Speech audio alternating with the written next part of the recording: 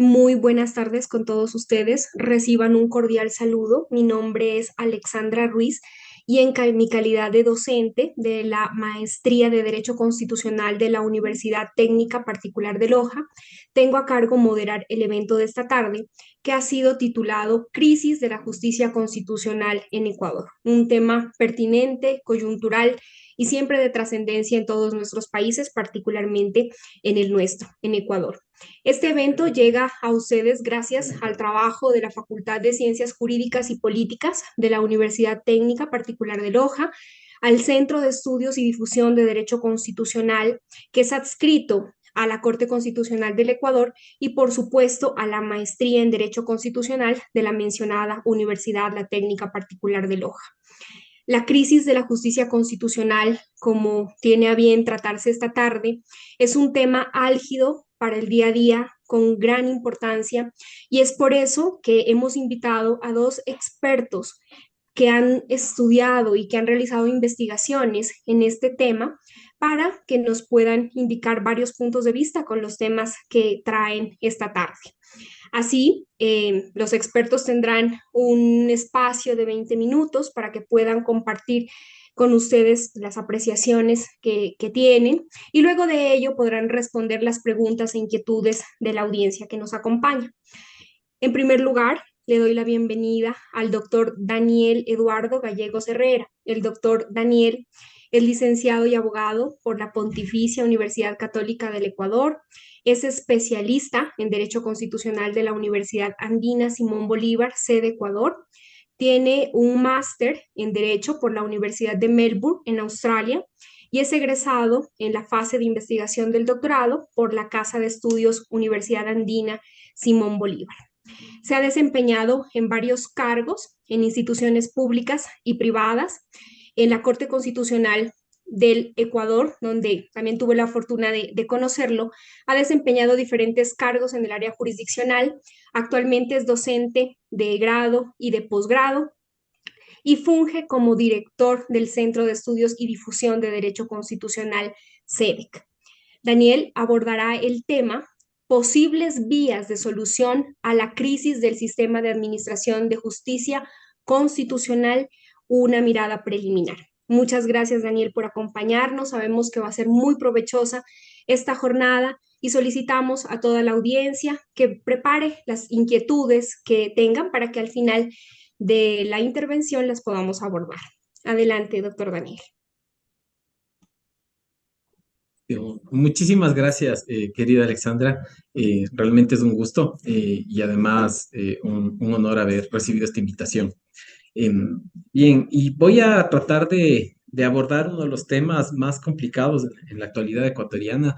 Yo creo muy difícil de abordar porque muchas veces podemos caer en las soluciones fáciles y eso es lo que voy a tratar de evitar el día de hoy. Eh, Hay un síntoma que se lo escucha en todo momento en la actualidad, que es esto del abuso y la desnaturalización.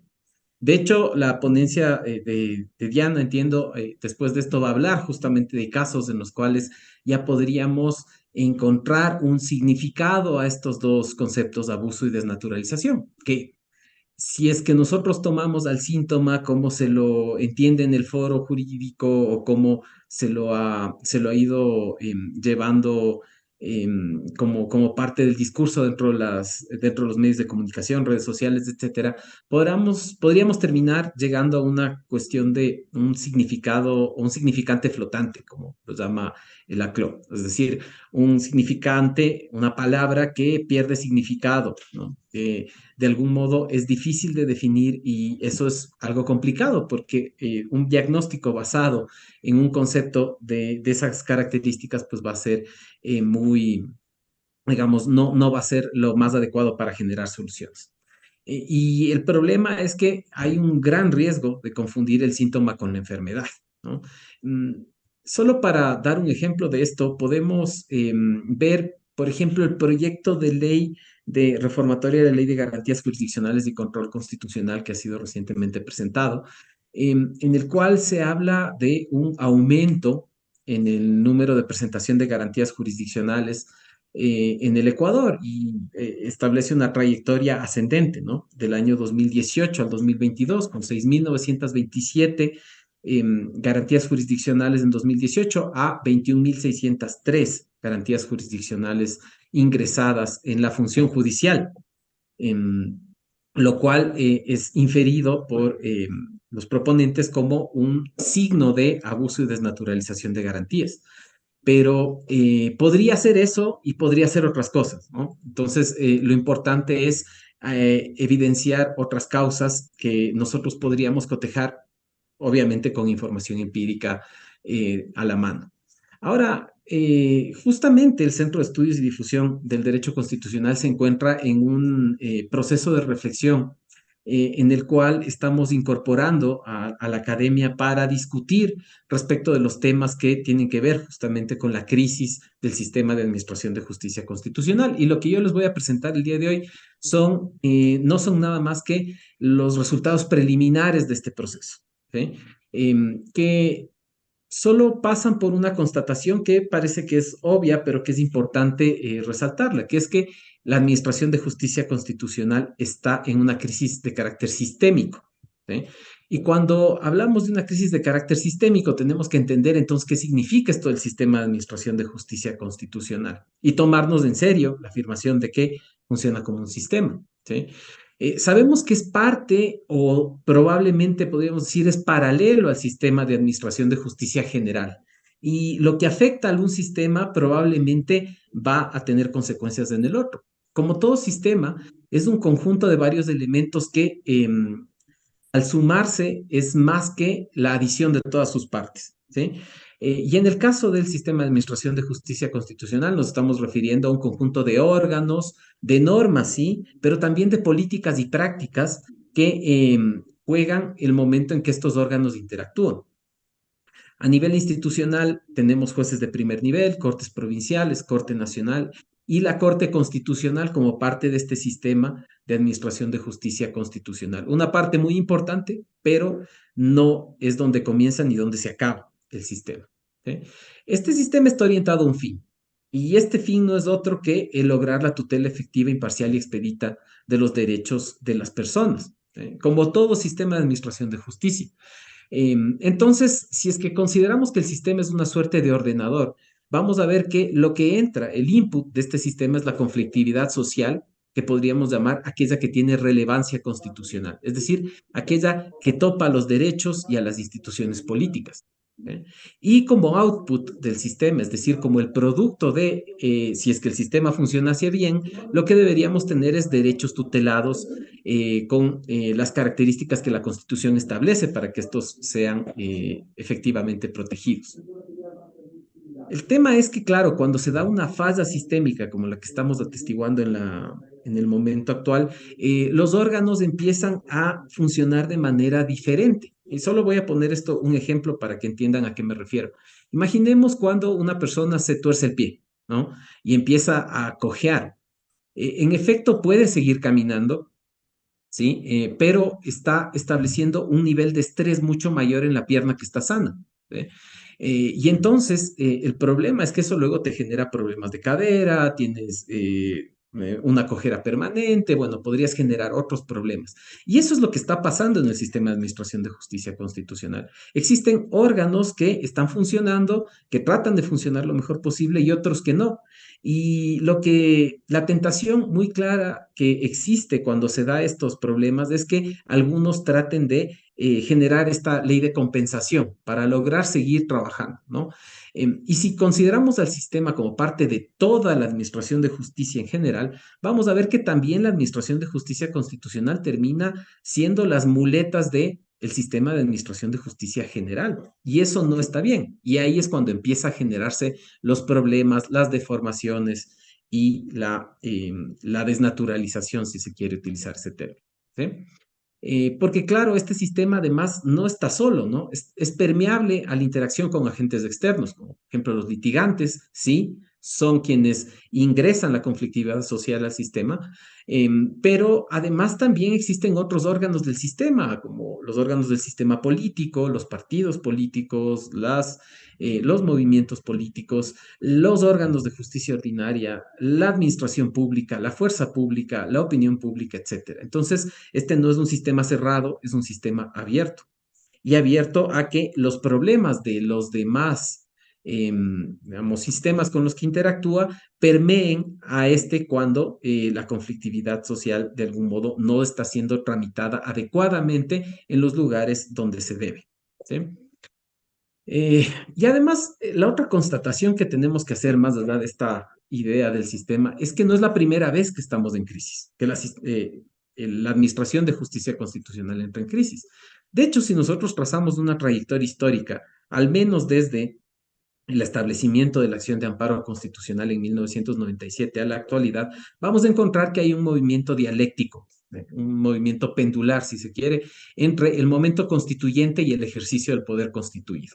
¿Sí? Tenemos momentos constituyentes en los cuales se amplía el alcance, el objeto, el alcance, la naturaleza de las garantías jurisdiccionales, y tenemos momentos en que el poder constituido lo que trata de hacer es regresar o restringir o limitar el ejercicio de estas garantías se le ha llamado de muchas maneras. En este momento los llamamos abuso y desnaturalización. En algún momento también se habló del abuso eh, de la acción de amparo constitucional, se habló incluso del amparitis. Bueno, tenemos varias denominaciones a este fenómeno, ¿no? Y vemos que en 1997 teníamos un recurso de amparo constitucional, que era un recurso, no era una acción, de carácter cautelar, residual, que se daba solo cuando había daño irreparable, ¿no? La ley de garantías, perdón, la ley de orgánica de control constitucional que salió en esa época reflejó esta visión súper acotada del amparo, más interpretaciones del Tribunal Constitucional que nacían de la dogmática contencioso-administrativa principalmente. Después de 1998 cambiamos a una acción de amparo constitucional y por lo tanto la consideramos directa, eficaz, no residual, y que tenía por objeto la suspensión y remediación inmediata de las vulneraciones de derechos ocurridas.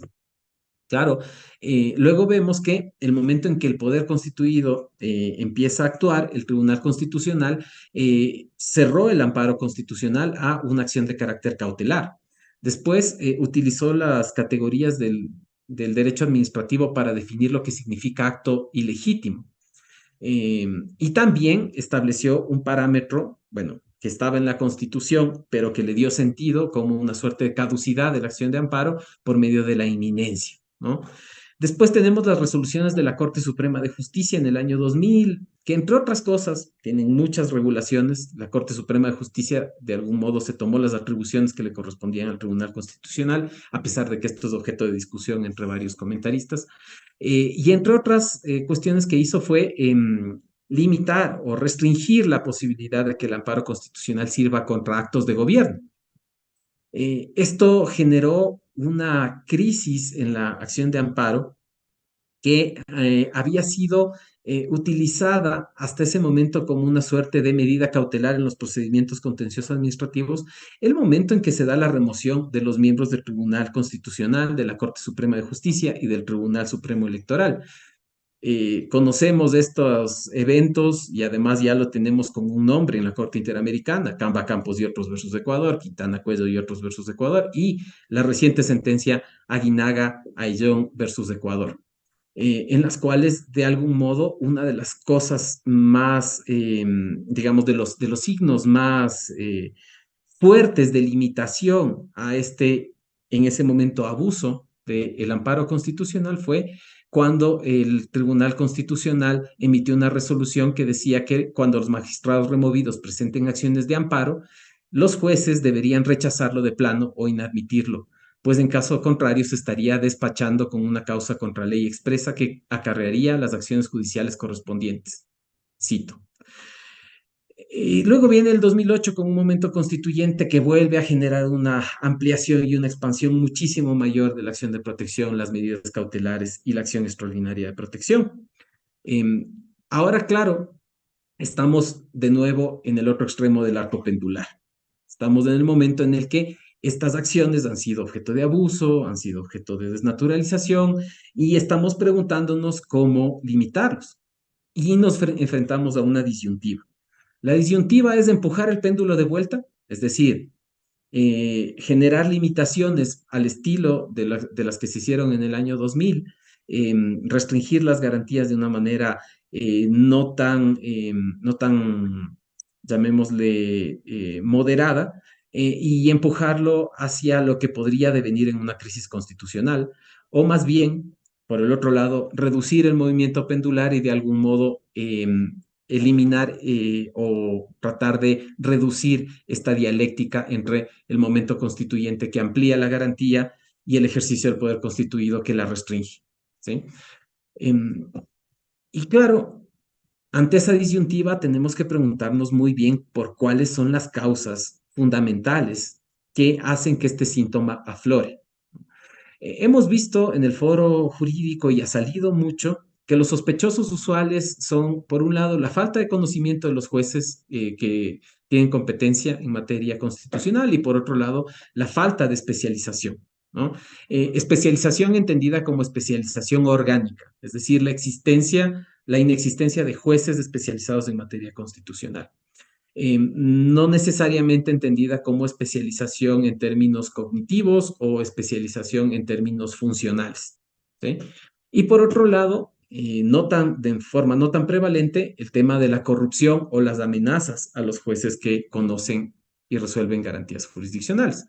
Pero podríamos ver otros problemas que podrían ir aflorando y en nuestro proceso este preliminar de recién hacer un pequeño diagnóstico de cómo las garantías operan y cuáles son los problemas que se evidencian, vemos que hay otros problemas más, como por ejemplo problemas de diseño normativo, con la propia Constitución a la cabeza, sí también de diseño legal, pero que se extienden más allá de la Ley de Garantías Jurisdiccionales y Control Constitucional y tendrían que ser consideradas en el contexto de una reforma integral de la justicia del derecho público.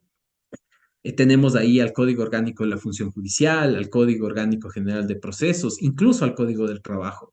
Y también existe la necesidad de generar desarrollo jurisprudencial a una velocidad un poco mayor. ¿Sí?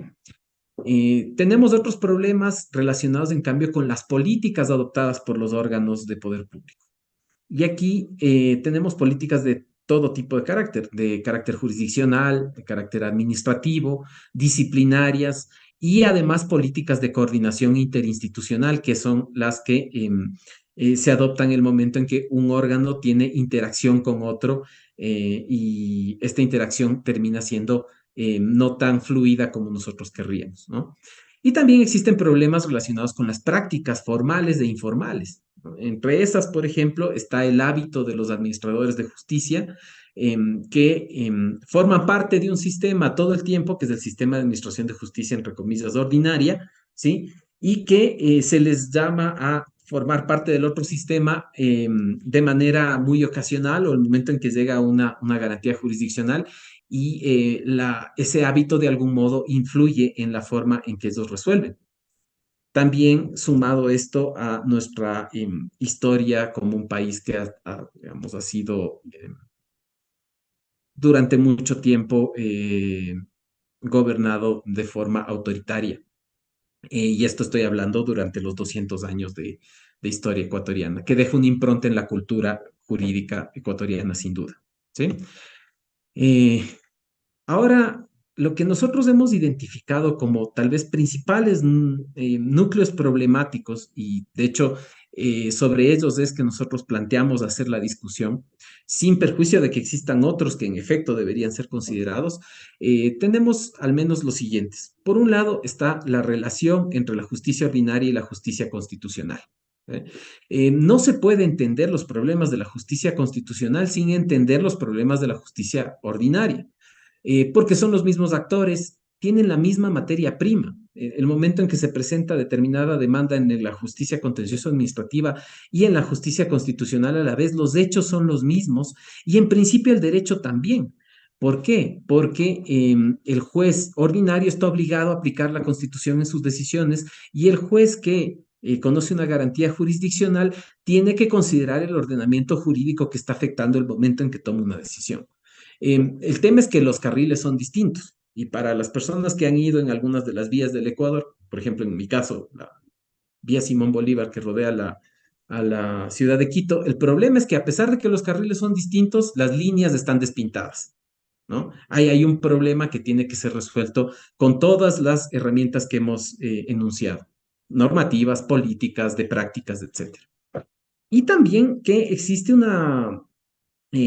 varios desincentivos para el litigio contra el Estado en sede contencioso administrativa, contencioso tributaria y laboral del sector público. Una de las posibles explicaciones que se podría dar a este aumento en la presentación de garantías jurisdiccionales en el Ecuador en los últimos años, tal vez tendría que ver con las ventajas que al menos al principio aparecería tener esta Administración de Justicia respecto de presentar una acción ante el Tribunal del Contencioso Administrativo que está colapsado, que no tienes acceso territorial, que no tienes doble instancia, en el cual, digamos, que está ocupado de cuantificar las reparaciones económicas por las violaciones de derechos constitucionales ordenadas por otros jueces, etcétera. Digamos, hay muchas razones por las cuales la justicia contenciosa administrativa no es una buena opción cuando tú hagas un análisis costo-beneficio respecto del litigio. El otro tema es la competencia y sobre todo el tema de la competencia territorial, ¿no? Em, que mucho tiene que ver con confusiones que existen en el foro y a nivel de jueces en temas como la relación jurídica sustancial y la relación jurídica procesal, la legitimación activa en el proceso y la legitimación activa en la causa, la calidad de legitimado y la de afectado, la competencia del órgano y los efectos del acto. Todos estos son elementos que al ser, digamos, mal manejados por los operadores jurídicos y por los litigantes incluso, hacen que el tema de la competencia territorial haya sido un problema bastante complicado y probablemente no es la legislación ni el conocimiento específico sobre derecho procesal constitucional el que falte, sino sobre bases claras relacionadas con la teoría del proceso, que esto es transversal a todas las materias. Temas relacionados con el efecto de las decisiones también. Y aquí también vemos algunas cosas como la naturaleza del proceso, la relación jurídico-procesal, la necesidad de garantizar el derecho a la defensa de la contraparte el momento que se establecen efectos para la decisión y la coherencia decisional. Mucho de esto ya ha sido desarrollado por la jurisprudencia de la Corte Constitucional y la ley tiene normas que uno podría considerar meridianamente claras al respecto, pero parece que ahí se está generando problemas que podrían deberse a otras causas que son externas a la existencia de normativa al respecto. También está una cuestión relacionada con los mecanismos de unificación jurisprudencial. Por un lado, cuál es el papel que la Corte Constitucional debe cumplir en el sistema y por otro lado, cuál es el papel que tiene la acción extraordinaria de protección y la selección de casos para la emisión de precedentes en materia de garantías jurisdiccionales en este rol que la Corte cumple. La capacidad resolutiva de la Corte Constitucional, me refiero en términos del flujo de entrada de casos y el flujo de salida que tiene al ser una Corte que decide todo en pleno, es otro tema que hay que discutir.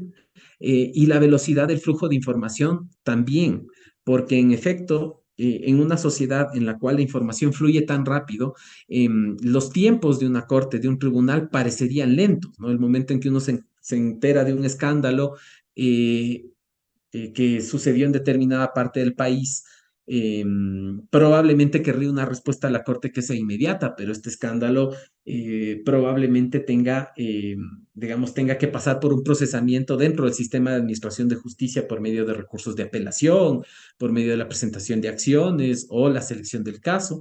Y también ahí hay un problema bastante importante que es el flujo de información.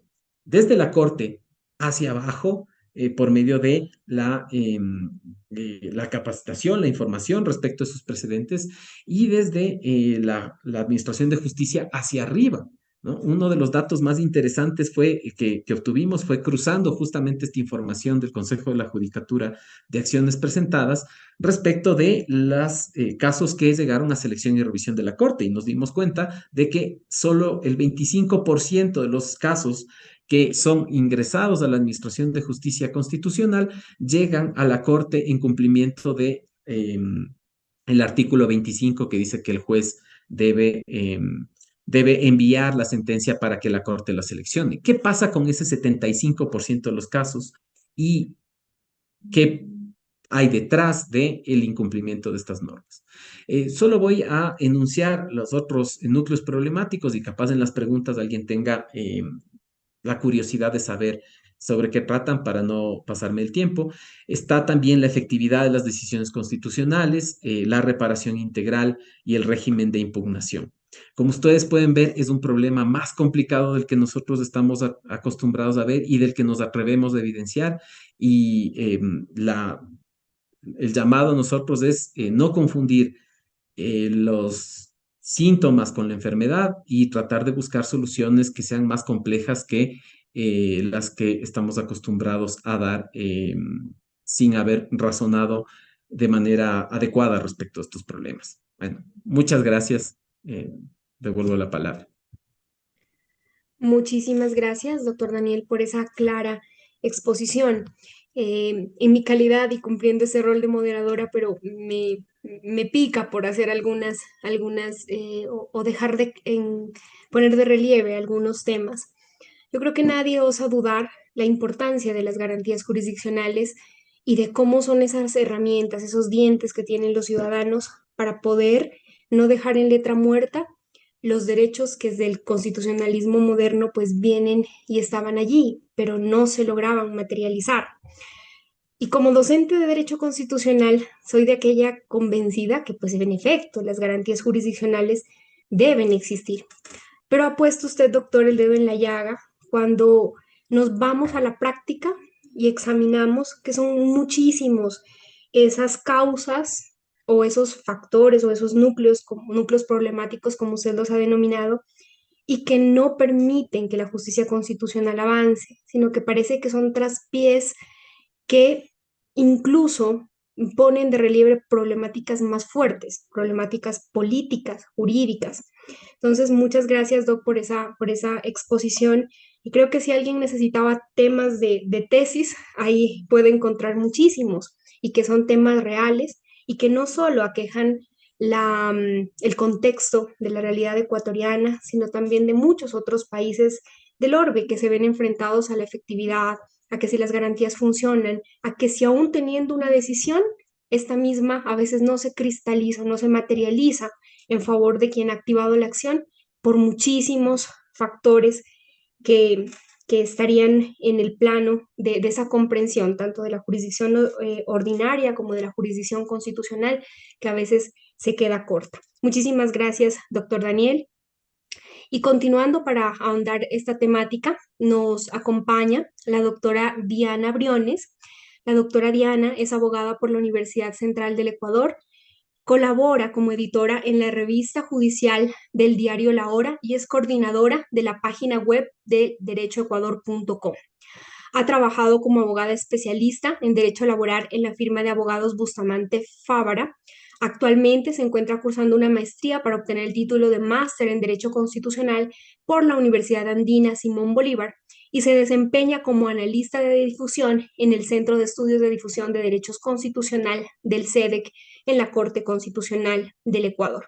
Nos acompañará esta tarde con el tema de exposición La acción de protección e identificación de posibles casos de desnaturalización. Nuevamente le recordamos a todas las personas que nos acompañan que las preguntas que tengan para realizar al doctor Daniel, como las que surjan en la intervención de la doctora Diana, por favor las canalicen por los respectivos medios dispuestos para el efecto para poder formulárselas una vez la doctora Diana concluya con su intervención. Doctora, muy buenas tardes y bienvenida. Muchísimas gracias, Alexandra. Buenas tardes a todas y a todos. Es un gusto poder compartir con ustedes en este espacio y sobre todo hablar, creo que uno de los temas más relevantes y preocupantes de nuestro país, como es la crisis de la justicia constitucional en el Ecuador. Creo que en los últimos años hemos visto que hay un deterioro en la efectividad en el sistema de administración de justicia constitucional y esta situación ha surgido que inicie un debate no solo en la sociedad, sino más aún en la academia, sobre a llevar a cuestionarnos sobre la eficacia y la eficiencia del sistema de la administración de justicia constitucional, para garantizar la protección de los derechos. Y creo que uno de los principales problemas que ha contribuido a esta crisis es sin duda alguna la desnaturalización de las garantías jurisdiccionales. En este contexto, es importante analizar las causas que llevan a la desnaturalización de las garantías jurisdiccionales en el Ecuador y sobre todo plantearnos posibles soluciones que permitan fortalecer el sistema de la justicia constitucional en el país. En este contexto, el día de hoy mi ponencia se encuentra enfocada, como ya lo mencionó Alexandra, sobre la acción de protección y los posibles casos que se han identificado en el tema de la desnaturalización de las garantías jurisdiccionales, en este caso en particular sobre la acción de protección como tal. Y también es importante explicarles que este tema ha surgido ya que el CEDEC se encuentra trabajando en una investigación con el objetivo de sistematizar y recopilar y organizar la jurisprudencia de la Corte Constitucional del Ecuador, sobre todo analizando los criterios más relevantes, en este caso con las problemáticas relacionadas con la acción de protección e identificando el objeto, su naturaleza constitucional, sus características esenciales y la aplicación de la acción de protección como tal en el sistema de administración de justicia constitucional y sobre todo al iniciar esta investigación yo me di cuenta que podemos evidenciar a primeros rasgos que la desnaturalización de las garantías jurisdiccionales es uno de los principales puntos que ocasionan una crisis de la justicia constitucional. Pero para poder hablar de desnaturalización no podemos hablar, y sobre todo hablar de desnaturalización de la acción de protección, es importante hablar primero del objeto, de las características y la naturaleza constitucional de la acción de protección. Entonces, por ese motivo yo he traído una presentación el día de hoy que voy a proceder a compartirlas. Espero que puedan visualizarla. ¿Me confirman, por favor, si pueden visualizar la presentación? Sí, doctora Diana, se puede observar perfectamente. Perfecto. Entonces, es importante hablar sobre todo del objeto de la acción de protección y como sabemos, nuestro artículo 88 de la Constitución ha establecido que el objeto de la acción de protección es sin duda el amparo directo y eficaz de los derechos constitucionales que se encuentran no solo reconocidos de la Constitución, sino también en los instrumentos internacionales de derechos humanos, cuando estos hayan sido vulnerados por actos u omisiones de cualquier autoridad pública no judicial, de políticas públicas o personas particulares que se encuentran reconocidos de la propia norma constitucional. En este sentido, es importante establecer que la acción de protección es aquella garantía idónea y eficaz que se procede ante una real vulneración de derechos constitucionales y cuando no existe otra vía para la tutela de estos derechos. Entonces, esto también no significa que todas las vulneraciones del ordenamiento jurídico necesariamente puedan tener cabida en la esfera constitucional a través de una acción de protección, sino que también estos pueden ser vistos desde la perspectiva de que versan sobre materia de legalidad y entonces el ordenamiento jurídico ha establecido mecanismos y vías idóneas y eficaces para justamente abordarlos dentro de la jurisdicción ordinaria. Para hablar también de desnaturalización es importante conocer la naturaleza constitucional de la acción de protección y para hablar de la naturaleza podemos hacer alusión a las características esenciales que tiene esta garantía jurisdiccional como tal. Entonces, por eso es importante entender que la acción de protección es una garantía, es un proceso de conocimiento, es directa, es tutelar, es independiente, no es residual. También es reparativa, incluso también podemos decir que es imprescriptible y que no hay un espacio de temporalidad para presentar la misma acción de protección. Debemos que recordar que la acción de protección es directa e independiente y bajo ningún concepto puede ser vista como un mecanismo residual y sobre todo exigir el agotamiento de otras vías o recursos para que pueda ser ejercida. Del mismo modo es reparatoria porque cuando se verifica una verdadera vulneración de derechos hay una respectiva reparación integral tanto para el daño material como el daño inmaterial, según sea el caso de los derechos constitucionales vulnerados. Y estas características se encuentran recogidas no solo en la Ley Orgánica de Garantías Jurisdiccionales y Control Constitucional, sino también en la jurisprudencia de la Corte. Pero también es importante hablar sobre la competencia y quién puede presentar una acción de protección. En el tema de quién puede presentar una acción de protección, de acuerdo a la Ley Orgánica de Garantías Jurisdiccionales y Control Constitucional, podemos ver que la acción de protección puede ser ejercida por cualquier persona, comunidad, pueblo, nacionalidad o colectivo que pueda actuar por sí mismo o a través de un representante o apoderado. inclusive, perdón, a nombre de una persona que sí no tenga la autoridad o la autorización o el poder como tal. Incluso también aquí se reconoce quién puede presentar una acción de protección, es la Defensoría del Pueblo. Y aquí también es importante recalcar que la acción de protección no necesariamente debe ser propuesta por quienes se consideran directamente afectados a la vulneración de derechos que se alega. Esto quiere decir que puedan ser víctimas directas o indirectas de la vulneración de derechos. Pues bien, un tercero puede acudir a la justicia constitucional, puede activar la acción de protección para que se tutelen estos derechos de otra persona afectada. Eso sí que es importante aquí citar la sentencia 2578-16-EP/21, que establece varios criterios relacionados con la legitimación activa de la acción de protección y también establece una diferencia entre la legitimación activa en la causa y la legitimación activa en el proceso de una acción de protección.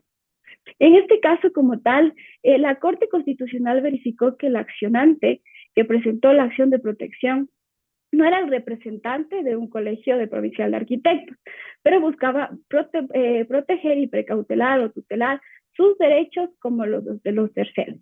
Por tal razón, no existía impedimento alguno para que el juez de instancia conozca y pueda resolver el fondo del asunto de una acción de protección. También es importante establecer que la Corte Constitucional también ha hablado bastante, ya ha hablado y ha realizado en su jurisprudencia el tema sobre la legitimación activa en las entidades públicas, sobre todo en los procesos de acción de protección. Entonces aquí es muy importante enfatizar lo que la jurisprudencia de la Corte ha abordado y menciona que entender a las instituciones públicas pueden presentar acciones de protección, pero siempre y cuando sea con el objetivo de proteger, tutelar los derechos de comunidades, pueblos y nacionalidades, incluso de la naturaleza. Y lo fundamental para determinar si es procedente o no procedente una acción de protección presentada por una institución o una entidad pública es sin duda alguna veces que existe o no una protección y tutelar los derechos como tal. En la sentencia 282-13-JP/19, que es ponencia de la doctora Daniela Salazar, este caso tan emblemático que ha sido conocido como la hora, se analizó justamente la procedencia de la acción de protección relacionada con las presentadas por parte del Estado en contra de particulares. En esta sentencia en particular, la Corte realizó un análisis profundo y verificó que el Estado como tal es el encargado de proteger aquellos derechos. Por lo tanto, concluyó que no proceden las acciones de protección cuando son presentadas por instituciones públicas que pretendan desnaturalizar la acción de protección y que invoquen una supuesta vulneración de derechos que únicamente corresponde a esa titularidad, a las personas o a la naturaleza. Entonces, aquí la Corte Constitucional incluso estableció en su jurisprudencia vinculante que tampoco proceden las acciones de protección planteadas por instituciones públicas contra particulares por una supuesta vulneración de derechos. En esta sentencia creo que es importante recalcar que la Corte ya analizó el tema de desnaturalización de la acción de protección y estableció que los jueces, cuando conozcan acción de protección presentadas por parte del Estado, deben tener presente que las instituciones públicas no son titulares de derecho, que sean, por ejemplo, inherentes a la dignidad humana, ya que eso corresponde tanto a la persona natural como incluso, en otros casos, presentar una acción de protección a favor de la naturaleza. Por tal razón, aquí las acciones presentadas con la intención de titular de derechos a las instituciones públicas resultan improcedentes, pero establece la posibilidad que tiene el Estado para presentar acciones constitucionales que justamente pretendan tutelar derechos del contenido procesal. Ahora bien, también es importante hablar sobre la competencia de la acción de protección. Creo que este es un tema que ha sido de gran relevancia, hablar sobre la competencia, no solo de la acción de protección, sino también de otras garantías jurisdiccionales y que incluso ha sido objeto de discusión y como ya Daniel lo mencionó en su ponencia, se ha evidenciado que esto puede resultar como un caso de desnaturalización, sobre todo por la falta de competencia de los jueces de primera instancia con relación para conocer una acción de protección, sobre todo en la competencia y razón del territorio. Entonces, como pues sabemos, en la competencia de la acción de protección, en el sentido de la materia, corresponde a los jueces o jueza de juez de primera instancia, y en apelación corresponde sin duda alguna a la Corte Provincial. Y con relación a la competencia en razón del territorio para conocer la acción de protección, la Ley Orgánica de Garantías Jurisdiccionales y Control Constitucional, así como la jurisprudencia de la Corte Constitucional, ha sido enfática que la competencia en razón del territorio depende mucho de la naturaleza del derecho constitucional afectado. ¿Y quiénes serán competentes para conocer una acción de protección en razón al territorio? Es el juez en donde se origina efectivamente el acto o la omisión, o incluso donde se producen los efectos de la vulneración de derechos constitucionales. Y estos efectos de acto o omisión pueden extenderse incluso hasta el domicilio del accionante, por ejemplo, en respecto al derecho de la educación. En el tema de la competencia, hemos visto que se ha evidenciado una efectiva desnaturalización de la acción de protección por conocer las acciones de protección cuando el juez es incompetente. Entonces, eso también es un tema que he traído a colación y que he podido evidenciar en esta recopilación de jurisprudencia y estandarización de la misma sobre precedentes en tema de acción de protección. Ahora, una vez que yo he hablado un poco sobre el objeto, la naturaleza y las características esenciales de la acción de protección, y que más relación con la temática que fue planteada el día de hoy sobre la crisis de la justicia constitucional, creo que es importante hablar sobre la desnaturalización de las garantías jurisdiccionales, que es un término que es muy común y que escuchamos mucho en redes sociales, pero no sabemos en verdad qué significa o qué entendemos nosotros por desnaturalización como tal. Entonces creo que es importante entender que la desnaturalización de las garantías jurisdiccionales son aquellos actos que deforman la naturaleza y las características esenciales de las garantías jurisdiccionales. E incluso podemos atribuirle aquel concepto como aquella conducta arbitraria que realizan por parte de las juezas y jueces constitucionales, que al momento de conocer una acción de protección no se analiza la posible vulneración de derechos constitucionales como tal, o incluso desnaturalizan su objeto y la usan para resolver cuestiones de otra naturaleza que tienen sus propios mecanismos judiciales adecuados. La desnaturalización de la acción de protección, sin duda alguna, genera una gran afectación al derecho de la seguridad jurídica. Por ejemplo, podemos poner en el contexto de una acción de protección, el derecho a la seguridad jurídica se ve afectado cuando los jueces y jueces constitucionales ignoran su calidad de jueces constitucionales y resuelven una acción de protección sin analizar una verdadera vulneración de derechos constitucionales. Por eso es importante el rol que cumplen los jueces y jueces constitucionales de velar que las garantías jurisdiccionales no se desnaturalicen y que éstas cumplan con su propósito, que sin duda alguna es nada más que la protección de derechos. De otra manera, es la única forma para garantizar el respeto a la Constitución y justamente para no vulnerar el derecho a la seguridad jurídica.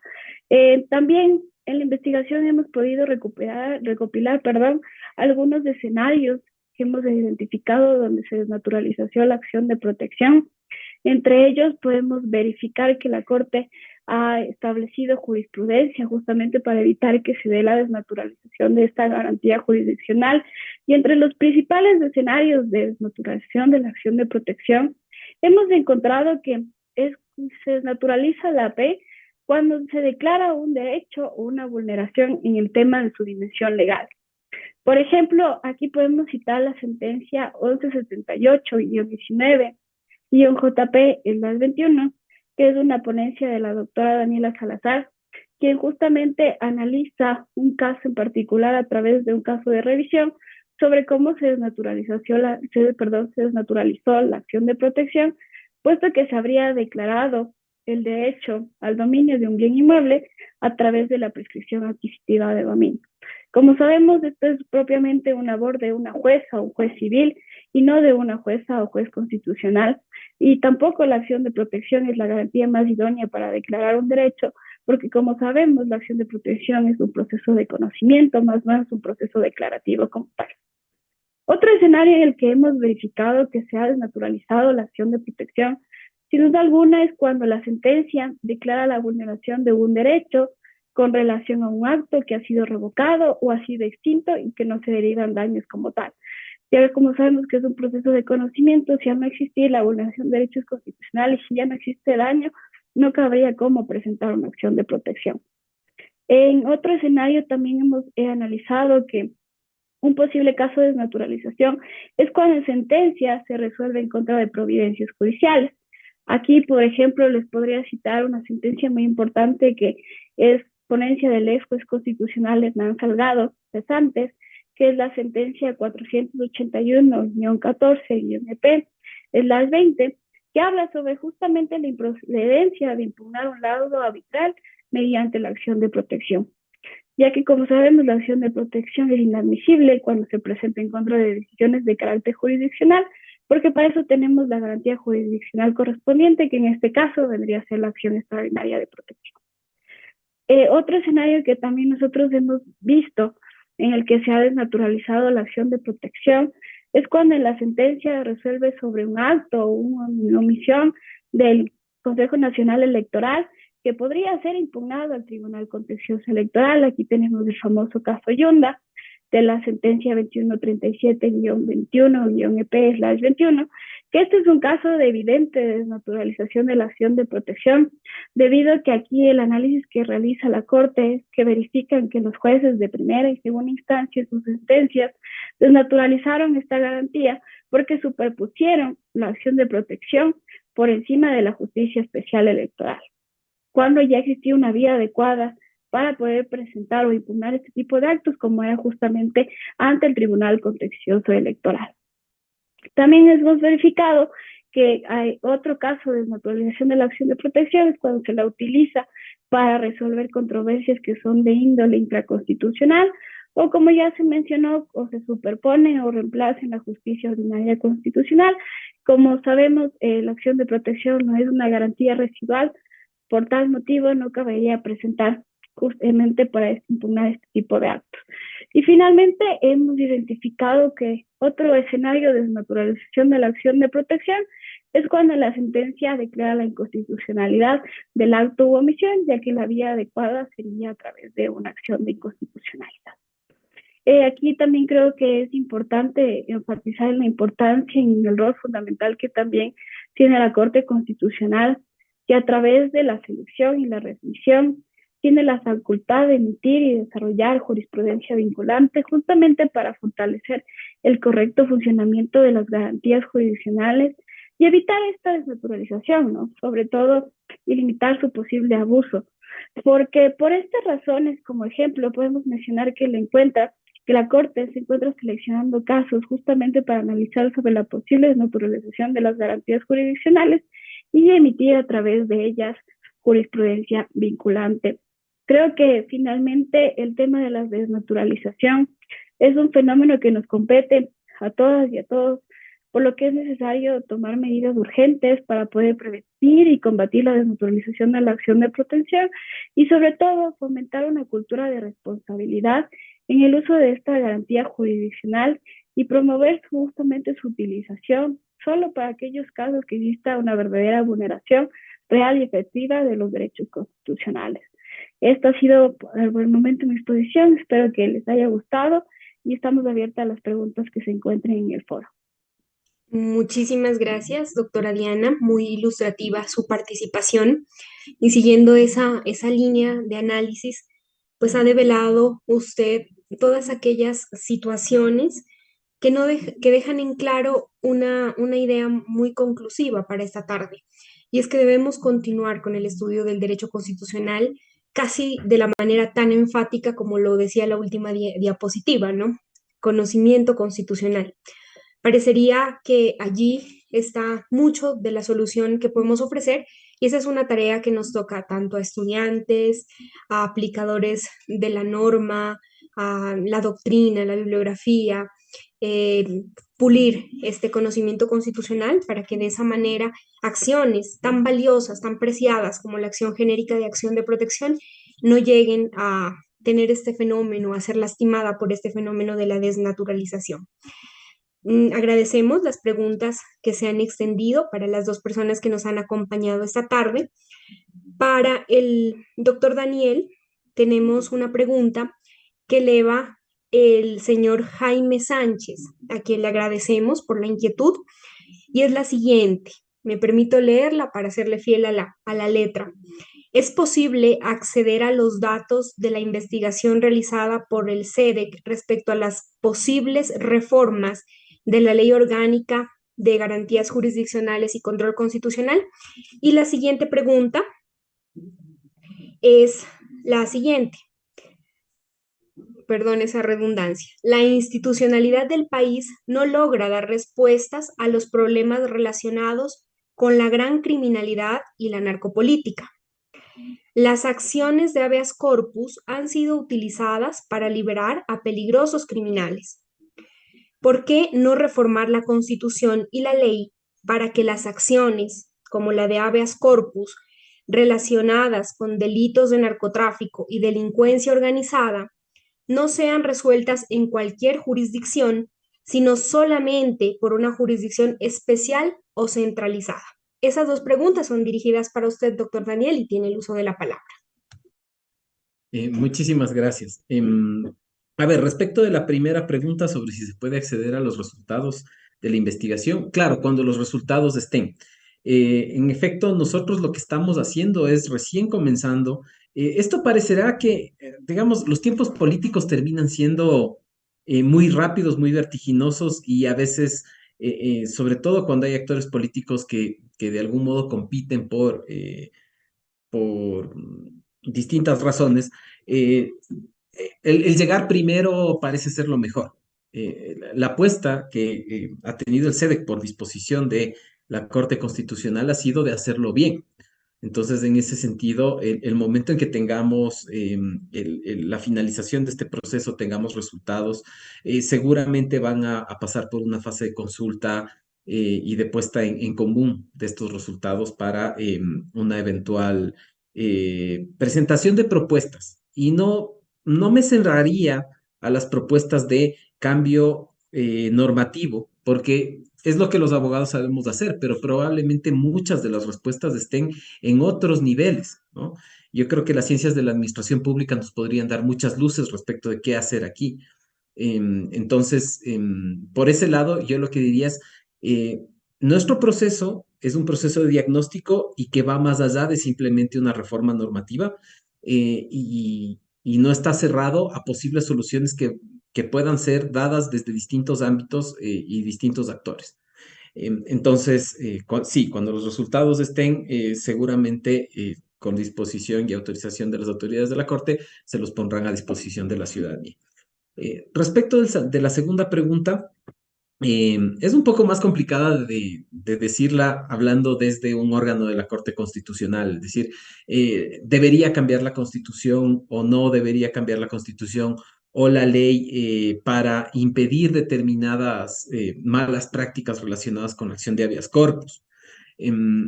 Porque, en efecto, la Corte Constitucional ya ha regulado por medio de su jurisprudencia gran parte de lo que el habeas corpus es y de cómo se debe tramitar y de cómo se debe resolver. Y muchos de los problemas que se han dado y que se van evidenciando cada momento probablemente no tienen que ver con la norma existente y la jurisprudencia existente, sino con malas lecturas de la norma, malas lecturas de la jurisprudencia, y ahí tendríamos que una de las hipótesis a plantear sería la corrupción y las amenazas también podrían estar jugando un gran papel ahí. Y si no, veamos los ejemplos de jueces de otras jurisdicciones que han tenido este tipo de problemas cuando se enfrentan a esta criminalidad organizada. Entonces, no sé si es un problema de normas. Me parecería que habría que discutirlo más a fondo. Y tampoco sé si es que centralizar la jurisdicción u optar por otro tipo de soluciones que se han visto para inmunizar a la jurisdicción de este tipo de acciones sea también la respuesta, ¿no? Es muy, yo creo, muy temprano como para decir cuál es la respuesta adecuada, pero ninguna de esas tiene que ser descartada de plano.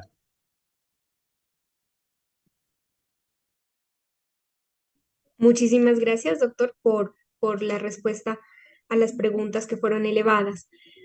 Para la doctora Diana, las siguientes preguntas.